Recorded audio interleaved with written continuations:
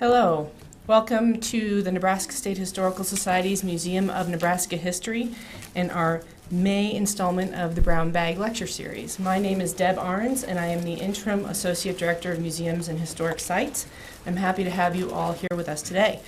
Before we begin our series, I'd like to take a moment and thank the Nebraska State Historical Society Foundation for providing the funding for the taping of our series. Today's lecture is Lincoln's History, Mystery, Sites, and Clues. Our speakers, Lincoln City Preservation Planner Ed Zimmer and local historian and bookseller Jim McKee, will pose riddles and about some of the fascinating places in Lincoln and share some of the notorious stories associated with them. The riddles offered today were posed during Lincoln's History Mystery, an event sponsored by the Nebraska State Historical Society Foundation on Friday, May 14th. This event, a sort of historical scavenger hunt in which teams used rhyming clues to unearth the identities of historic Lincoln locations, helped the foundation raise funds for the continuing activities surrounding the discovery of the Engineer Cantonment site. So please join me in welcoming Ed Zimmer and Jim McKee.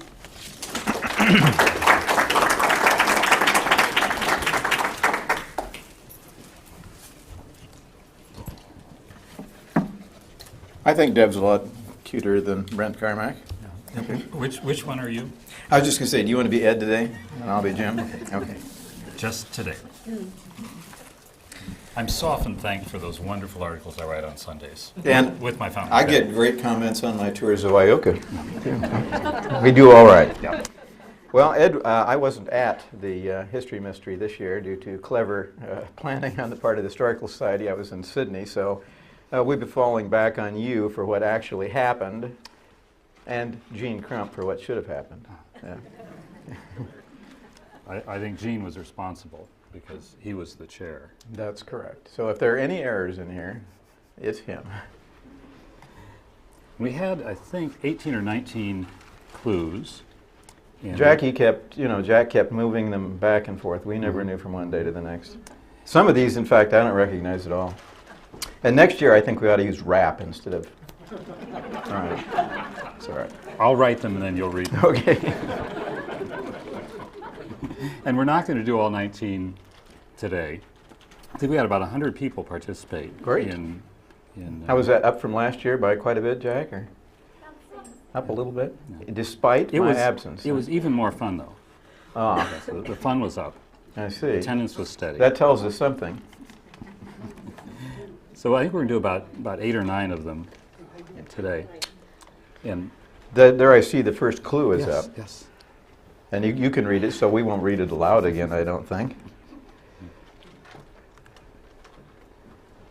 And we didn't rhyme them all. What's this we? Only when we failed. I thought you were the rhymer. No, there was a team of writers, and I found that if I started editing clues, if I didn't do it in the same number of syllables, that people objected. Oh, okay. They were a tough act to work for, let's say. Well, this is the Burr block, of course. Some people call it the center stone, but it really isn't. I mean, it is in this picture. But as we know, the original building that stood there ain't this one in the vernacular. Well, you have to kind of hold your hand over the screen and cover the top four floors if you want the Burr block. Okay, let's look at it. Well, see, there's the actual clue right there where it said security mutual. But the important thing is we wanted to get people to the building and then make them look and see something they might not have seen before. Now, this is kind of tough because it's over that marquee, and in order to see it, we determined you had to be standing on top of a 1957 Buick in the street. And it made it kind of tricky, but a lot of people got it anyway. And everybody came back alive. A few missed the word life, and the contenders were so good that if you missed the word life, that kept a team out of the playoff of the top 4. Now, since they told me P made it go back to previous, and it doesn't, we will just leave it here. I was going to go back, but Carter's got this cleverly programmed so that, is there another letter we might try? Q, maybe? Maybe it was PH or F. PH, F. Yeah. All right, well, we won't go back. That's all. Okay. Well, there's the building as it originally looked. I remember that well. This is taken on a Sunday morning in 1888. I think the building was built in 1887, something like that. And the great thing is that Jim does remember this, even though he wasn't around in 1888. That's true. Yeah. perfect, was previous life. The thing I liked about this building were those great onion domes on top, and as it came upon time to redo it, people talked about those ugly onion domes. I think it's kind of clever. Very few buildings in Lincoln have onion domes surviving on them. Well, and I think it seems to be that it always happens. This is a late 19th century building. They rebuild it in 1915 and have to then take out all those things that made it so characteristically old-fashioned by then. Now we can love it again because we've gotten past that. Yeah, this building was built originally by two brothers, I think were Carlos, C.C. Burr, Carlos Burr, and what was his brother's name? Elsie or Yeah, I think it was Lionel. Lionel and his Elsie. They had a great house too, which we let them tear down, unfortunately. The thing that makes this building immediately different is if you notice that to get to the first floor you have to walk up 5 feet almost. So that if you want to go to the room or even the floor where William Jennings Bryan and Charles Dawes had their offices, forget it. They ain't there no more, because we're going to, in redoing the building after it's purchased by Security Mutual Insurance Company, we're going to do some incredible things to this building. So those of you who look at it and say, well, I know that building, you don't. Because the first thing we're going to do is tear it down. And we'll tear it down in halves. This comes about in about, I think, 1906. The building was purchased by Security Mutual, and in about 1916, something like that, Burlinghoff and Davis are going to redo the building. So here we are putting a steel framework in the building. And I don't remember this particular business, Gray's studio picture. But I think Gray's is actually the building, I think, right beside, to the right. It even looks gray. Of construction going on. And it seems on the south half, they gut it and insert the frame up through the remaining brick walls. Yeah, this series of pictures is a little bit unclear, and I had always assumed that they completely disassembled both halves. But these pictures and this make it pretty clear that they didn't disassemble. But I wonder if they moved some of the tenants into the back or the north half, because we're looking towards the northeast on that northeast corner of the intersection there. So it's kind of interesting. I think we can see in the next couple what You're welcome to push in anytime. So what they learned, you can see where they've left the some of the old stone, basically some of the piers, and then infilled. As you go by the building today, I don't know that they reopened the same quarry, but it sure looks like just the same stone throughout. But you can see the weathered stone that had been up for then just about 3 decades, the clean stone they're inserting, and the frame taking it up to a 10-story building. This is just the time that it had been the tallest building in town in 1888, and then is superseded by First National at 10th and O, now the Lincoln Building, and Terminal Building, then even taller, at the other corner of 10th and O in 1916. So they're getting back into the hunt. If only they had been able to put a cell phone tower on top. Yeah, then they would be the tallest. All right. Yeah, and it's interesting too. We just had a question about the material of this building. I think we determined it was all limestone, didn't we, on the exterior? So, okay, your turn. N. N. That's the one by M. Yeah. Here they are almost done, and of course they add the 4 stories on top, and you can more clearly in this picture see where the sort of pilasters or whatever the darker stone would be called correctly doesn't go up into those upper floors, but today you can't tell the difference. We can go with piers on that. Piers? Okay. There we are, almost done. But only on the south half, and you can see the burr block still. Notice the guy standing up on top up there. He's standing out over the street about 4 feet, and I went up there probably 10 years ago when they redid it and tried that, and it's a heart-stopping event. So now the next interesting thing is we are going to actually disassemble and lay the stone in the middle of 12th Street, the back half or the north half of the building, now that the front half or the south half has been completed. And we can see the steel going up without those pillars left. Why they did it this way, I don't know. I think because they'd already done the southern half, and they said, knew we're how not hard going to it do was. that again. This was an interesting concept, too, because as I recall, they did this on a cost-plus basis. I think they spent like $660,000 to redo the building.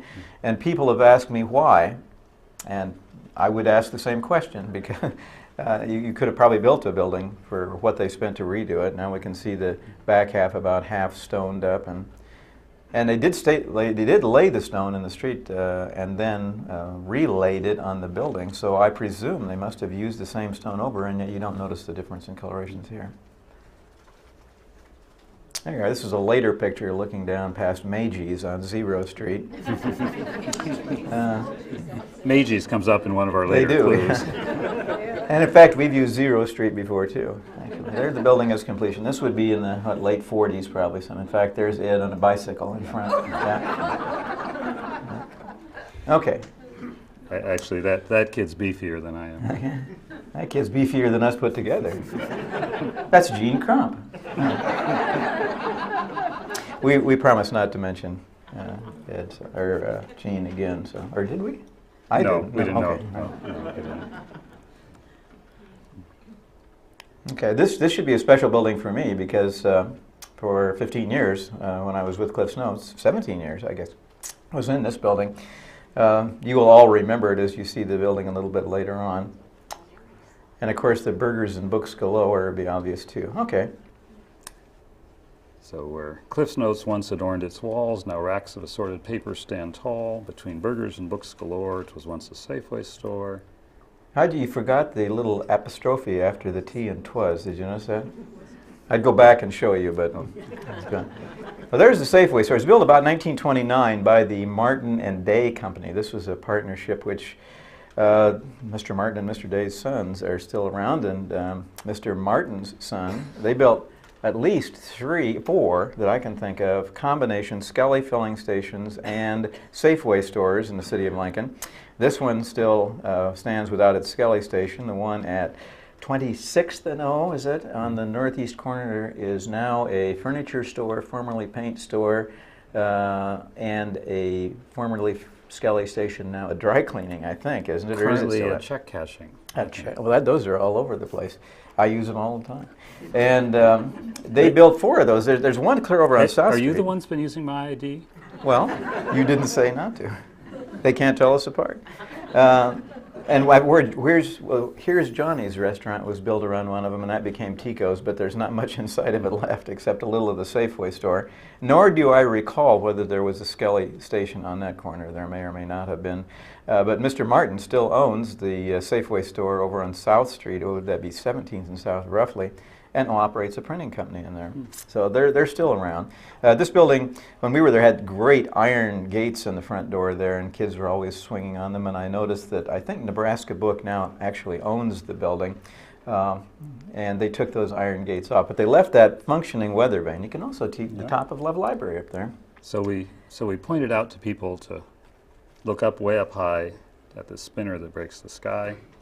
And that was... Did everybody figure this question out too? I think almost everybody had this one right. Yeah, pretty easy clues, I think. But what was there before is one of my favorite houses in the city. Certainly, it's not still standing. There are a few of my favorites still going, but let's look and see what was there before. There it is, just a crappy old house. Set on almost a quarter of a block. That's an acronym, you know. Well, there was a man by that name, you know, that's where it came from. But the house was one of the largest at that time, certainly in the city of Lincoln, and was noted in one description as being the finest house west of the Missouri River, which means better than anything in Denver. But when you look at publications that were done at this time, particularly the stuff around the university, everything in Lincoln was either the largest or the best, west of the Missouri or west of the Mississippi. But this house certainly was a contender, I think, because it was built in 1883 by a man by the name of McFarland, who certainly had the money to do it. He was a land agent for the Burlington Railroad, and one of his occupations for the railroad and sort of paralleling the railroad was operating these land companies like the Lincoln Land Company, the Lancaster Land Company, and so forth.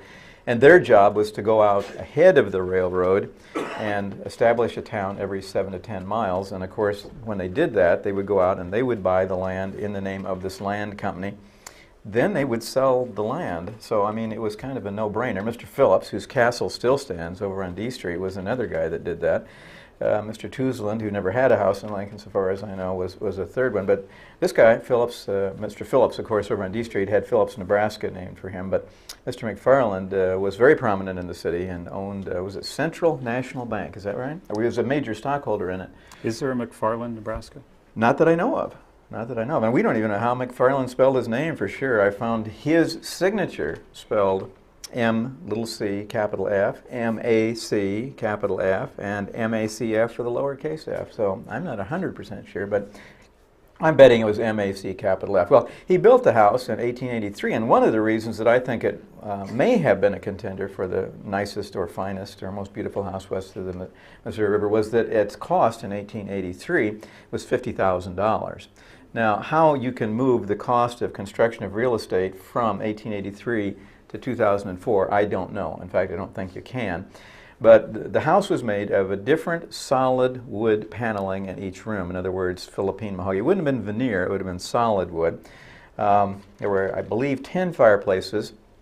You can see 3, maybe the ghost of 4 of the chimneys in this house because, of course, there was no central heating. And each room, each major room certainly would have either been on a fireplace or had circulation from a fireplace. All of the windows were either beveled glass, cut glass, or colored glass, supposedly. You can't tell it from the picture. The main feature of the house was the entranceway when you went in. And of course, after McFarland got caught in the Depression of 1897, 93, the Panic of 93. 93, he went to bat for the Central National Bank and took all of his money and saved the bank. No stockholder, no depositor lost a dime, but Mr. McFarland, as I understand it, lost virtually everything. He lost the house, and he went to live with his daughter in California. My daughter lives in Lincoln, and I've explained to her that this is how it's supposed to work. And the house soon became a variety of uses. It was, maybe during most of its life, Doctors Ramey and Carruthers Hospital. And I used to speak to groups this size, and I'd always have somebody that was born in but you see, there's no one in here old enough, except Gene Crump, that would have been around then. But Doctors Ramey and Carruthers Hospital was there for quite a while. There was an insurance company in there for a while. But then it became a boarding house, and Walt Beggs, a friend of mine who was Dean of Education at the University of Nebraska, lived in this building while he was attending the University of Nebraska. He later went and worked for us for a few years, and he said it really was a spectacular house. And it's said, this may be apocryphal, but we don't let that stand in our way, that Mr. McFarland was never completely satisfied with the house, and that he had trained his parrot every night when he came home, and he entered the door to say, "Damned fool." And whether this is true or not, I don't know. But Carter said we could use it anyway. It sounds good. And part of the process of History Mystery is that Jim and I would then correct each other so that we could have 2 apocryphal versions. Yeah. Good, better, and best. Right.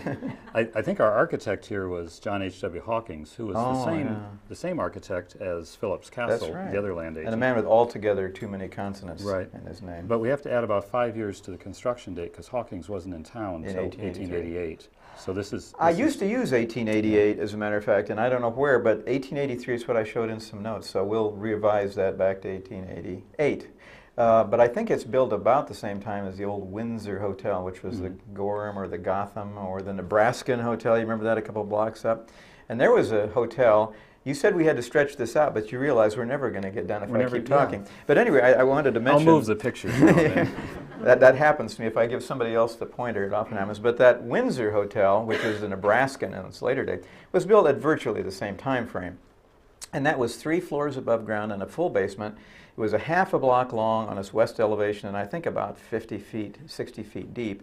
It was built and furnished at virtually the same time this house was for $10,000. So that's what I base the possibility that this was a pretty spectacular house. I would guess that 50,000 probably is about $1 million. I think 20 is probably a pretty fair escalator for construction. I've heard even higher. Yeah. Because people do build $1 million houses today. When was that house taken down? 1929, roughly. It was during the Depression that they took it down.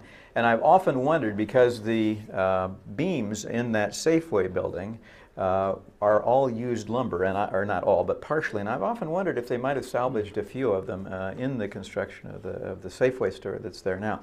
But none of the mahogany. Very few that I could see. They look like pine. Yep, there's a question. No, that's not a question. Shit. Yes, you may leave the room. No, that's not what that is. Okay. I'm bringing people in. Okay, bring them in. Bring it on. Find out if they have fresh vegetables with them first, though. As long as they're fresh. Yes, we don't want any ripe vegetables.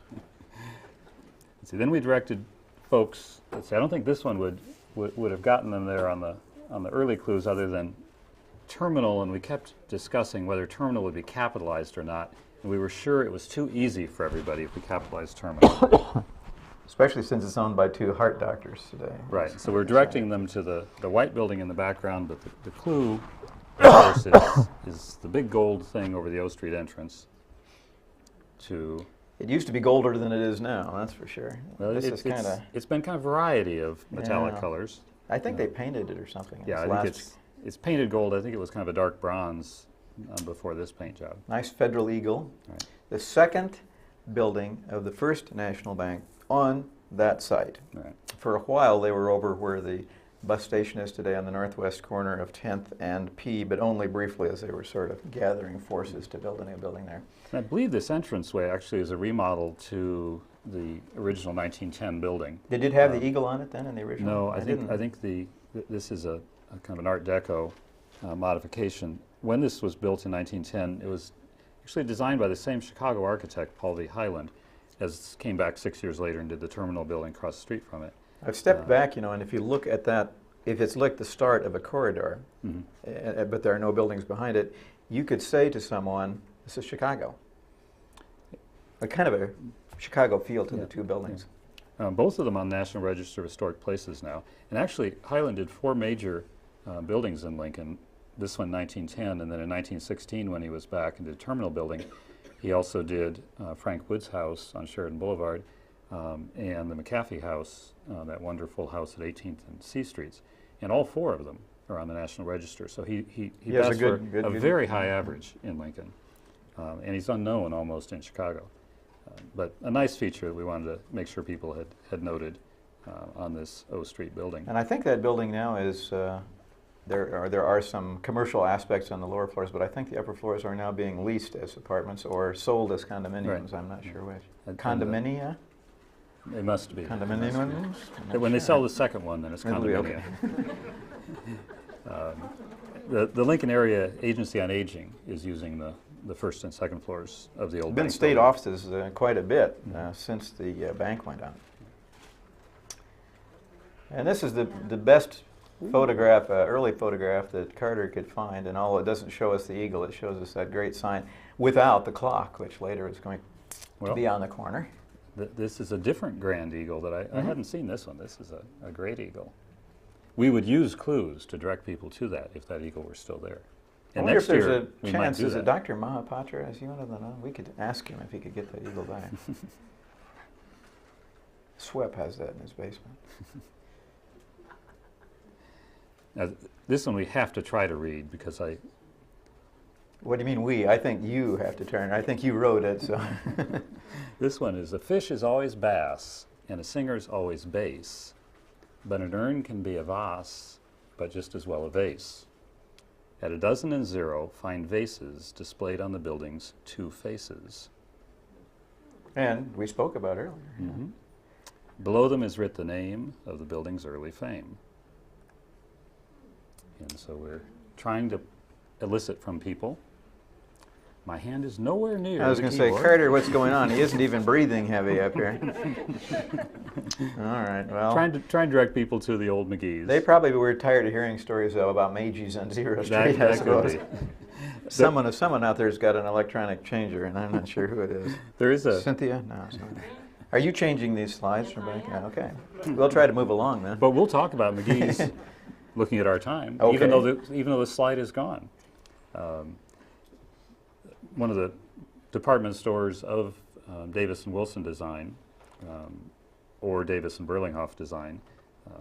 Davis and Burlinghoff did the early portions of Miller and Payne, and then as the firm became Davis and Wilson, they complete Miller and Payne.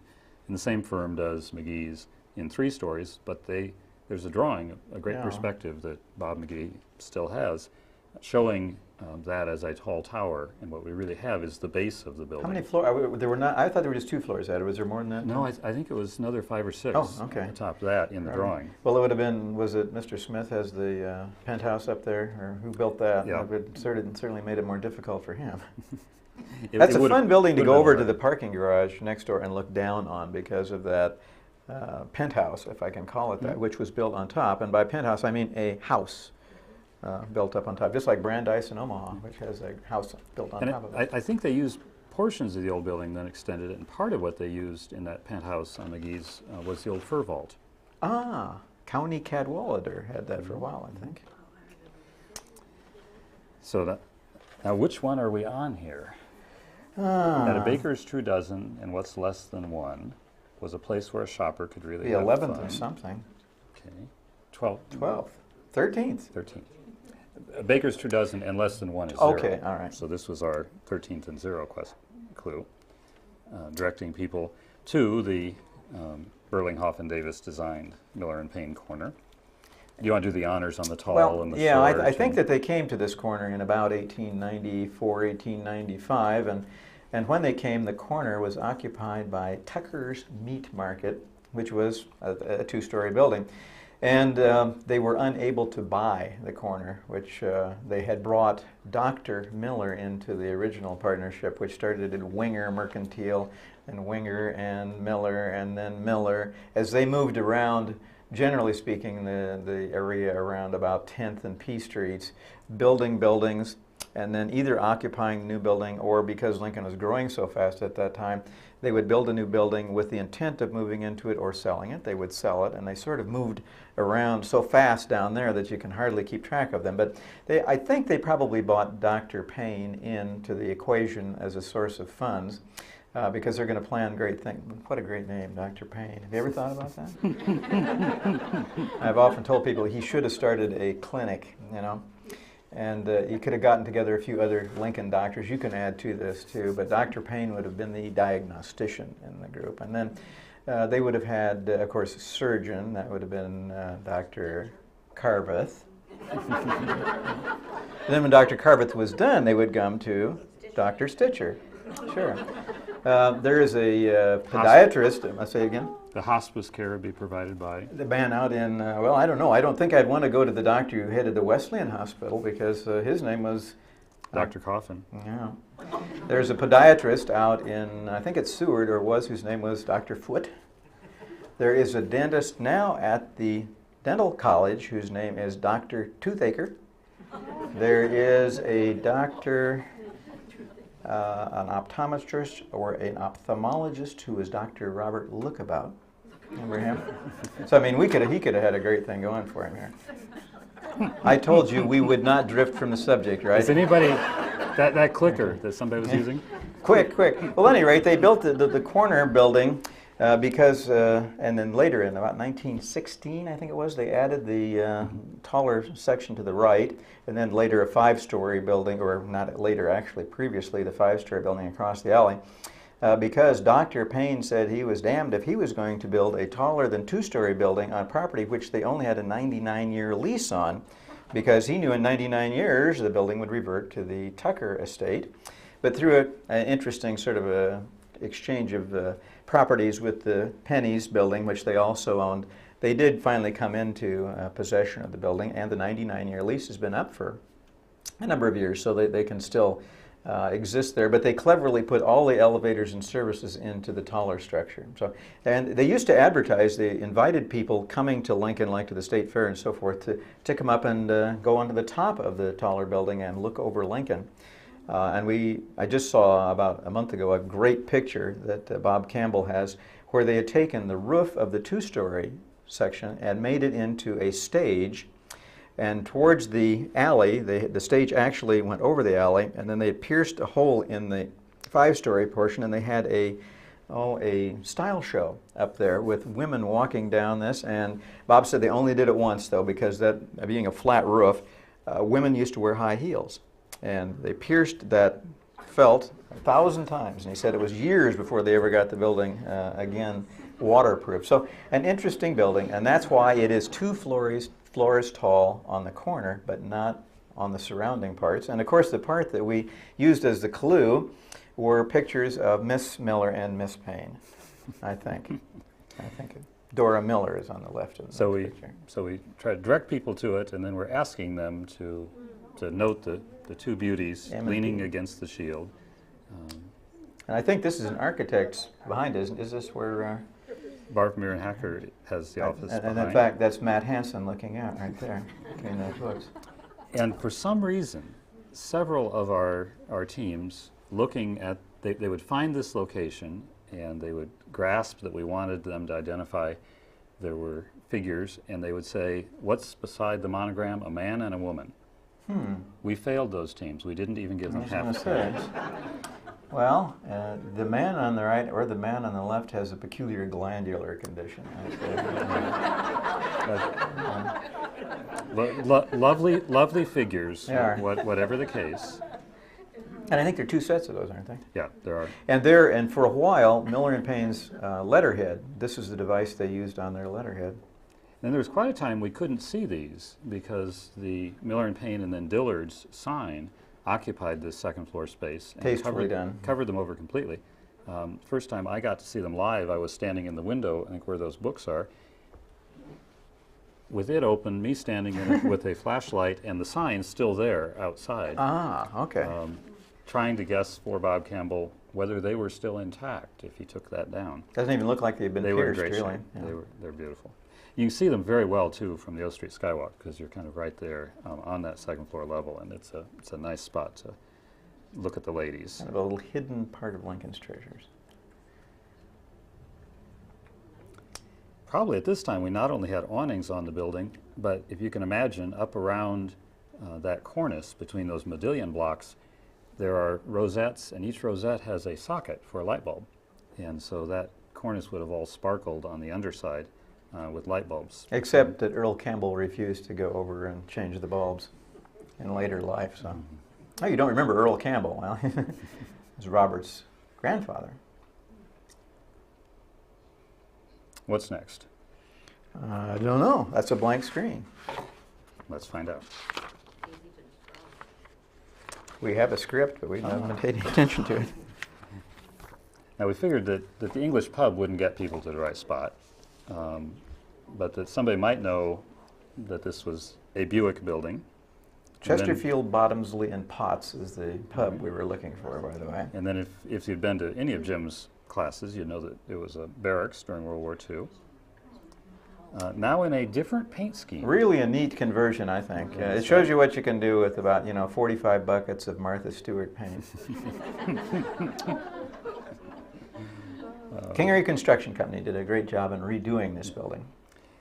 And then we also gave them, just to make sure if somebody were really adrift, Thai Garden restaurant is there. But then we didn't want to mislead them that they were I wanted to put in the clue to tie one on, but nobody would mind. That's why we did it as a committee. Sometimes committee is better. So we wanted to make sure they looked up high for the answer, not Thai Garden, but rather way up there. There it is, clear as a bell. Again, I think you need to be almost on the opposite side of the street. Is the National Research. So that's what we were guiding for. It goes fast, yeah. It might be. That's my garage door opener. That's not a pacemaker. This built in about 1920. Roughly, yeah. And this is, of course, the Seidels, or the Nebraska Buick Company, which was a kind of wholesale, almost a super wholesaler of Buicks, was in here. Charles Stewart was the head of that company. And some of the things that you can look at in this building and say, wait a minute, that's not quite right, is they moved some of those canopies around when they changed it so that the upper floors were all a parking lot. And if you look at the building from the back side, they left all the parking ramps. So just in case it doesn't work, they can re-pierce the walls and turn it back into a parking garage. Nebraska Book looked at this Buick at one time to move their wholesale operation into before they went out on Cornhusker Highway, and discovered that the building, although it was built to hold Buicks, would not hold books. It's not engineered correctly. So a great building, and for a while there was in the corner there was a mezzanine, and the floor was it terrazzo or was it tile? I can't remember. It was a very ornate floor. And there was a mezzanine in which, for a time, either KFAB or KFOR operated, but they've been in so many buildings in Lincoln, you can almost say they were everywhere. They were up on the mezzanine there. You can see in this version, the upper 4 floors originally were for Buick storage. Mm-hmm. I think they originally lifted them by elevator and then added the ramps for when it became a public parking garage. Maybe even 2 elevators, I'm not sure. And one of those elevators was there until the final, or not this conversion, but the one just before it. I certainly wouldn't want it to ride in it. Architect for this in 1920 was Joseph MacArthur, who had come to town with Paul Highland, who did the terminal building in 1916. He was the superintendent on site for a terminal building. So Highland actually had an office in Lincoln then? Briefly. Okay. And then MacArthur stays and designs a couple significant buildings in Lincoln, and then goes on to Omaha and does Reddick Tower and some great buildings there. So we not only got the handsome terminal building and those others from Highland, but also that his legacy is carried on to some other important buildings. So the building is going to become a barracks then during the war, and these are primarily, I think, students at the University of Nebraska. And I think we have the next slide is going to show that, Ed. No. Yeah. Yeah, this is the knee action wheels on the 34 Pontiac being demonstrated on railroad ties or something. You can do the same thing today on South Street between 27th and 17th. Yeah. It's also great to look right up the street where we've got the familiar building on the corner and then old residential structures just up on the north side. Yeah, when I was in the university, there were still a great number of those residences still left. And it's amazing. They were most of them used as co-ops or at that time. Mm-hmm. That time at this time, the picture was taken in 1934, and they were still pretty much single-family residences with a lot of rooms rented out to students. And that'd be the site of the new visitor center and theater. It would be, and I can't think of what they call it. It has somebody's name on it, and he paid a lot of money for that. We should really remember that. Isn't it Van Brunt? Could be. It's next to the Mary Reepma Ross Film Theater. So you do the theater, I'll do the visitor center. That's why it took both of us. Between us, we have a brain. And there it is, used as a barracks. It's also used by Western Electric, and most recently as a parking garage. And you can see it has still its old industrial windows while being used as a barracks, but I believe they'd put big screens. At one point they did, yeah, so that you could open them, but people couldn't throw watches out to their children below.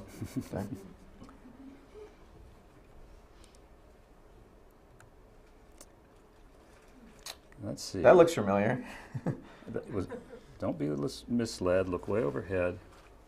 Oh, yes. The next proof is found on mortar and brick. Look close and you'll find it's an optical trick. We had a lot of discussion whether we were being fair with this one. We were. The decision of the judges was final. Yeah, and we decided, heck with them. The date that the building was raised to the sky is easy to miss if you only drive by. So here we're missing it. Yeah. And this is the Lincoln Overall and Shirt Factory building, as you all remember, right? I don't know how long they were in there. They moved up there probably in about 1910. Do you know when they did this building? I think the building's about 1905 or so. Okay. So then I may have the date off slightly, but they were located at 13th and P, and that building burned down. So I may have the date of the burning down a little bit off. But anyway, they moved up there. And then the building was occupied later by the Nebraska Farmer, later still by the FOE Eagles, and then by maybe the next one is the Rock and Roll Runza. I'm not sure. I think Runza followed the Eagles. Yeah.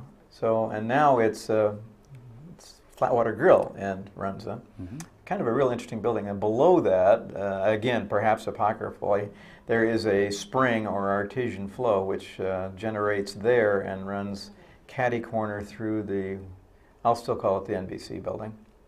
I know what it is. It's the Wells Fargo building. I had to stop and think. They change these things so fast. It's still Gold's to me.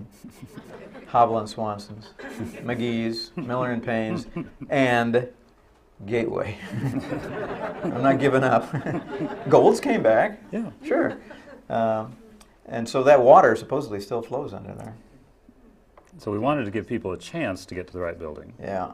So well, there's a pretty good clue. I noticed we didn't capitalize amigos. So. We thought that was too much of a clue. So adios amigos and look to the border. That dates what you'll need to proceed in short order.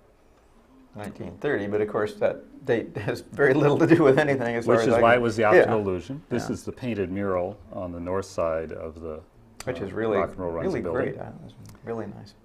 And we had some folks find a date on the drive-through portion of Rock and Roll We Runs should It. have checked that. But we had Didn't know it was said there. high on the wall and an Yeah. optical illusion, so Well, high on the wall, again, the huh? decision of the judges was I can final. see a lawsuit there.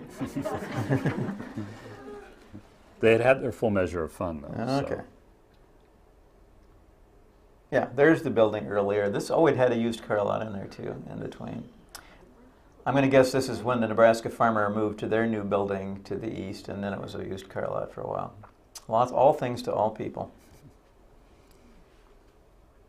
Great picture. Yeah, it's great to see new pictures. Thank you, John. Old pictures. This is the Rock and Roll Runs It building.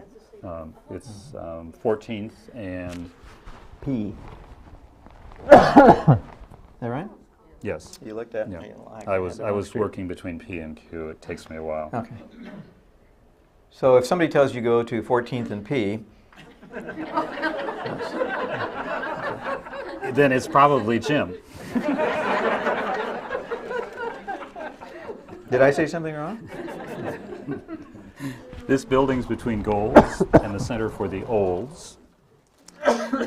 Once a Dragon's Lair, now no one's housed there. Tough building to identify in a way, but because most anybody now remembers it, if they remember it, as that antique sort of antique. What do you like? Kind of an antique mall. For Mall. for That's a it. There, time. yeah. And they still have the awning up there, Mhm. swept memorial awning there. But we couldn't give clues for things like St. George on the awning because it's not historic enough. So we were again directing people up onto the wall, something they might have missed, the monogram, and that's MB. Milton Bradley. Long discussions as to whether it was fair to give extra credit to anybody that knew what the MB stood for. But Mayer since we were Brothers. both on the committee, we thought that probably wasn't fair. The building is, of course, this is a new front on the building. So inside, if you get up in the upper floors, this is a really old building. And one of the buildings that kind of stands in the way, figuratively, if not literally, of the skywalks proceeding across to the terminal building, which would be the termination of the skywalk, which is why it was named, of course. You didn't know that? And I still don't. Okay. It's good to add new facts. Okay. But this was a clothing store. Mayer Brothers was a downtown clothier, and that's where that monogram lives on from. And you can see that neat little building next door, I think, with the sort of dormers up there, too. What I also like is the hand inscription on the top. This is the old front. So it's probably about the time they're going to. I think, yeah, they sort of brought it all the way across. And I think it is that two-story or that twin gable portion. That's the part of the building we're looking at, because you can see the survives. First National Bank Right. building to the right here, and this building would be literally replaced by the Grant Right. dime store, and then Yeah. So the taller portion, great mezzanine level across here too. great display That- window. Yeah, that- What year is that? it's negative number 1319 in answer to that question. This picture's taken in the 20s sometime, probably the late 20s. Well, it might say. No, it does say It says 1319. 1319. I don't think it was taken in 1319. What eyes? What eyes? Well, we haven't built Golds yet, so we're between the 1910 construction of the You can see a wheel of a car that dates it probably in of the the bank 20s. building, and about 1924 Golds, isn't that when we had that portion? So put it in there about 1920. We could have said anything, they Yeah. would have done. Now Grants, of course, takes out part of this because we only have, I think, 3 bays remaining. And I think Grant's completely raised the building. I don't think they used anything, because if you look at the alley side, it's pretty much concrete block, and I don't think there's anything left of the building. But here they did make it look, they make it read as one building anyway.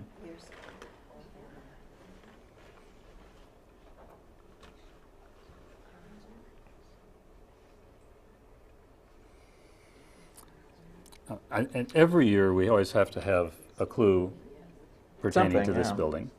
And it's going to be interesting to see what they do with the upper floors of that building. We've been watching it very carefully, but it's moving slowly. And we may have created a few words here that wouldn't pass spell check. but they rhymed, and they Gersplitzen. yeah, they passed rhyme check. So we had between shops and flicks and offices high and a clubhouse in the sky. This landmark's uses were always splits. Now it's lost its movies but regained its glitz. The shops remain but music loud instead of films brings in the crowd. Ogden said it was all right. Folks even live in the office spaces. So we've made it so clear that of course it has to be. No, this is Stewart Building. This is the Stewart Building, absolutely. It is. Nor is it the University Towers or anything else. No. And I really have trouble with the University Towers because it's plural. Well, not only that, yeah, and they were really in ownership a very brief time. The university, foundation had a part owner there. But what are they going to do with the Sky Lounge? That's what I want to know. Maybe a garden? And like last year, the clue was the gargoyles. We made people count the gargoyles, so we couldn't. Did we determine those are the only gargoyles in Lincoln? So far. Yeah. Except the ones that said Connor's shop. Oh, okay. You can look down at them, though. And so then we bring people around on the north wall's oriel, count the faces. One of my favorite words. Yes. And we had much discussion that if we were saying the north wall of the oriel, the answer would be 2. But we said the north wall's oriel, and the answer was 4. These great grotesque faces on the oriel, which is that bay window that isn't a bay window. Yes. The bay window goes to the ground and oriel doesn't. So this one hangs up And on we the also wall. wanted to tell you who those faces were, but Carter wouldn't let us. That's not credible. John wanted us to say who they were, but we decided he didn't want us to say who we wanted to say they were, as I recall it. But that's all right.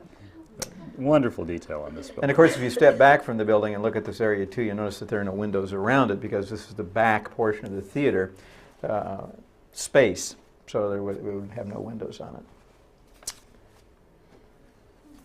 There you can see that area over on the left-hand side of the picture. This picture taken probably shortly after the building was completed, but before the Stewart Theater sign went up, and that was certainly early on, excuse me. But you can see the post, Jim, for the sign. Oh, the hangers are there, aren't Bob they? Norris is waiting. So it is 1929 then, and the theater opened very early on in it. This building was one of those interesting buildings. Olson Construction Company. The Stewarts, of course, commissioned it, and James Stewart had hanging on his wall in the NBC Center the contract between himself and Mr. Olson. It was 1 page, double-spaced, with lots of room around it, which basically said, if you build the building, I will pay you, which is the way they used to build buildings, even buildings this monumental. And, of course, Ellery Davis, and some great architectural features, even without the gargoyles in it. And what are they going to do with the squash court on top, too? That's another question. Yeah. One thing I love about this building is the way it expressed on the outside this combination of uses it had. So we had the retail first floor, the theater that we can read to the back in that blank portion and the oriel, and then the office tower, and then sitting on top, so clearly the club space. And even though those pieces have changed, there still is a mix, including the foundation office somewhere back there. Yeah. We met there a few times in this. This is a building that I like to look at from every single side. It has interesting things on each side. And if you have an aerial photo of it from the east side, it looks like a giant armchair. That's true. Which has been pointed out to me by many third graders. Yes. And others who hover above it. Yeah. As one of the buildings was built, literally during the Depression, in which I think, in my mind, probably helped shield Lincoln from some of the depths of the Depression, because we were building a lot of buildings at that time. First Plymouth Congregational Church, this building, there was some schools being worked on at that time. Miller and Payne's was adding some stuff, so there were a lot of buildings being built. And the Capitol, of course, is completed. completed. The Capitol would be the big one, and we have a great picture of the Stewart Building with the Capitol dome, not quite yet completed, which I thought Carter would include, but he chose not to. And then I think this is our final one. So we're going to talk about this for about a long time. Yeah. So store up questions, because we'll do questions. The Union Pacific and Old Santa Fe had beds here for workers come end of the day. Okay. Well, then we will go way back then. We'll go way back because, of course, Could you divagate, I will please? divagate. I will do that. Nobody else seems to mind. No. As long as we're behind the counter here, I think we can divagate without. I finally looked that up. Did you? And I was so pleased that It's I really did a find word. It You really is a didn't believe word. it. Divagate is something I never do. Evan knows. No. It means to drift from the subject. Okay. D-I-V-A-G-A-T-E for those of you who are taking notes and want to look it up later and see if I'm making this up. I keep it in my Palm Pilot among favorite words. Truly. Okay. The new word for the day that you probably knew it, but I didn't, was ambit. A-M-B-I-T. Oliver Pollock used it casually in a letter to me the other day, and I had to go look it up. It means the general area of. So Lincoln is in the ambit of Havelock, would be a good sentence, not vice versa. Right. This block, of course, in the early plat of the city of Lincoln was, I like to point out, maybe the least desirable lot in the city of Lincoln, primarily because in the middle of the block there was a sort of a spring or artesian well, at least enough so that the property was moist most all of the time, and it made it very difficult to build on. And finally, in 1869, 5 different people owned the corner lot until finally a man by the name of Dr. His name slips my mind. It isn't Gilbert. A doctor built a drugstore on the corner. It'll come to me. And if you want to leave your telephone number, I'll call you probably about 2 o'clock in the morning. Leave it with John. That's it, yeah, and he'll relay the message to me. Doctor. He built a drugstore on the corner, and then with the success of the drugstore, he added on to it, and it became the Commercial Hotel. The Commercial Hotel, however, in its southeast corner, suffered a problem, and partly because of this swampy condition of the land, it collapsed and sunk into the ground when the building was owned by Eugene Epley from Omaha. And at the same time, he also owned a Lincoln Hotel. So he was a hotel magnate in Lincoln as well. His name remembered at the airport. Nothing else. But the corner was finally built on, and it also, because of this rather peculiar moisture problem, became the first area in downtown Lincoln to be paved in 1887. The city of Lincoln bought 80 train car loads of square fence posts, brought them in, and they would have been, they would have been cedar fence posts. They had been to, I think it was St. Louis, to determine what the city of Lincoln should use for its paving materials, and one of the things they settled on was cedar, and it had a very, very good idea behind it at least, and they would cut these squared fence posts up into 12 or 18-inch sections so that they would look a little bit like a brick. Then they would lay sand in the streets, lay these, quote, bricks onto the sand, just as we would lay brick today, and then sweep sand between them. And the thing that made them better than brick was not that they were cheaper, but that when a wagon rolled across them, they weren't noisy. So it would have been a quiet street, and downtown that would have been an advantage. The disadvantage was that moisture was still creeping up out of the ground, and it kept then the sand underneath these cedar blocks, which wouldn't rot themselves, but it would keep the sand constantly moist, so that occasionally it would rain. You remember rain? Yeah. And it would rain, and the sand would already be saturated. So the disadvantage was that the pavement on the corner would float. Okay? And it would float up over to P Street and then down P Street into Salt Creek. And the newspaper has accounts of them chasing these things down Salt Creek, and pretty soon we find brick has replaced cedar block paving in the city of Lincoln. That non-floating brick? That's the one, much more substantial. And then along will come the building we have here, which is the Capitol Hotel, built in the 30s? I think 20s. Late 20s? And they will occupy that corner. Then they will add on to the west a ballroom and a restroom, and then later, of course, that will be partially changed over to the YMCA. The YMCA will operate the tower for a time as a hotel. Then, in I think it's 1983, the tower will become Georgian Place condominiums, and the YMCA will build their new swimming pool and gymnasium. If they had built 2, then I could have done it. Gymnasia. but on that site, and they now occupy that and I think portions of the first floor and maybe some other things too.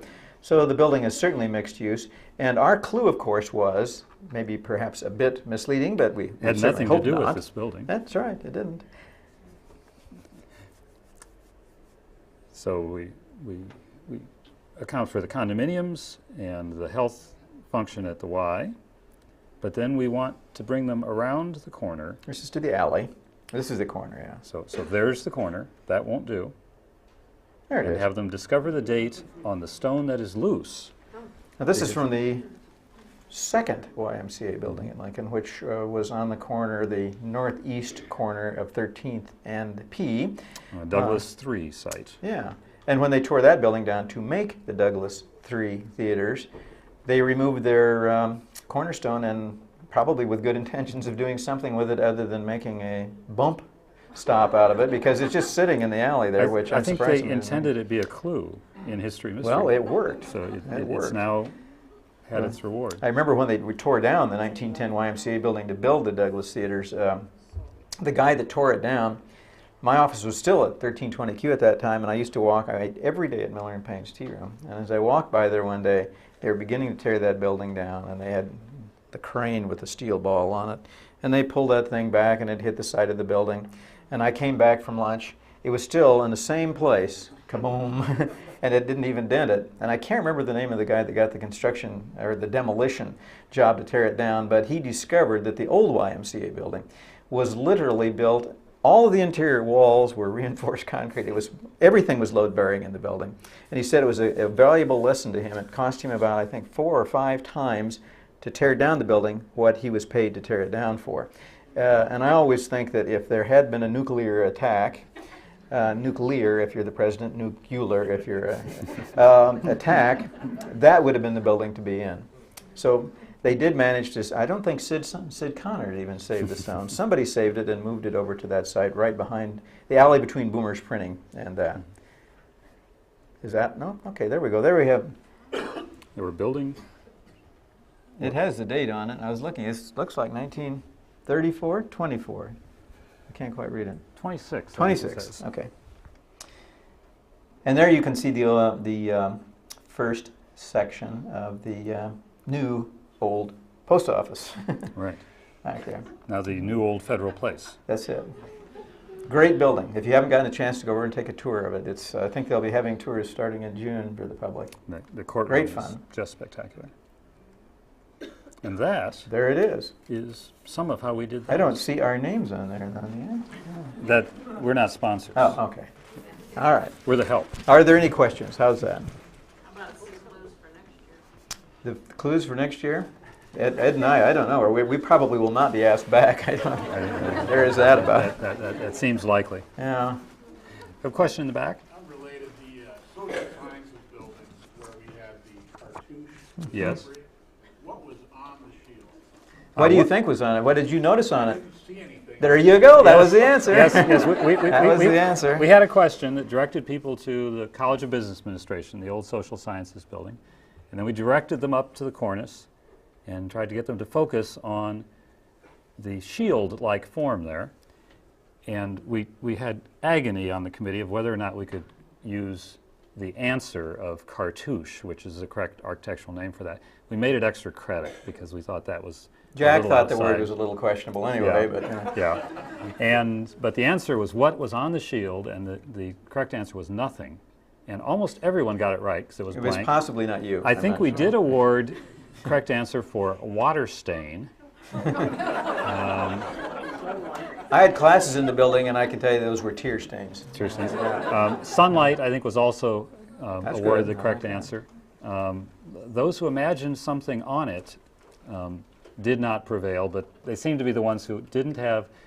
We had 4 with 18 out of 19. That's not They bad. were our runoff. That was the folks. first building to be built off of the original 4-square block campus of the University of Nebraska.